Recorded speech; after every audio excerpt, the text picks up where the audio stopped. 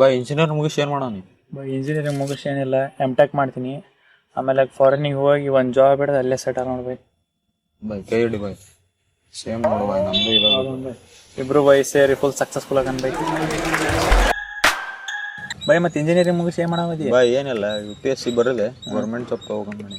ಹೌದನ? ನೀ ಬೈ? ನಾ ಏನಿಲ್ಲಪ್ಪ, ನಾವು ಅಪ್ಪರ ಬಿಸ್ನೆಸ್ ಐತಿ, ಅದನ್ನ ಮುಂದೆ ನೋಡ್ಕೊಂತ ಹೋಗೋಣ. ಮತ್ತು ಇಂಜಿನಿಯರ್ ಎದಕ್ಕೆ ಮಾಡಾತೀನಿ ಸುಮ್ಮನೆ? ಅದೇ ಬೈ, ಮತ್ತು ಮುಂದೆ ಮದುವೆಗೆ ಬಯೋಡಾಟಾ ಕೇಳ್ತಾರಲ್ಲ, ಅದ್ರೊಳಗೆ ಕ್ವಾಲಿಫಿಕೇಶನ್ ಇರ್ತೈತಿ. ಅದಕ್ಕೆ ಒಂದು ಯಾವ್ದಾರು ಡಿಗ್ರಿ ಇರಲಿ ಅಂತ ಮಾಡಿ. ಸರ್, ಮೊನ್ನೆ ಅಡ್ಮಿಷನ್ ಮಾಡಿಸಿದ್ದಲ್ಲ, ಅದ್ರ ಫೀಸ್ ಕಟ್ಟಾಗಿ ಬಂದೆ.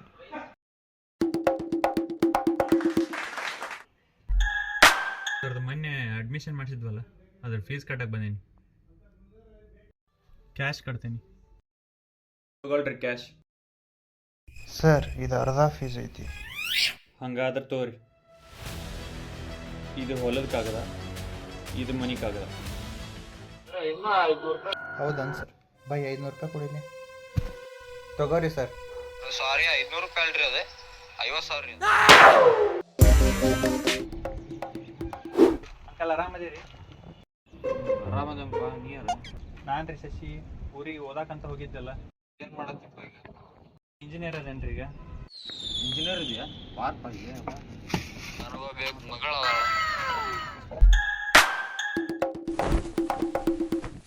ಏ ಸಾರಿ ಬೈ.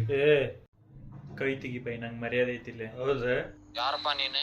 ಇಂಜಿನಿಯರ್ ನೋಡಲ್ದಿ, ನಿಮ್ ಸೀನಿಯರ್ ಅದ ನೋಡಲ್ಲಿ. ಕೆಲಸ ಮಾಡ್ಲಿ.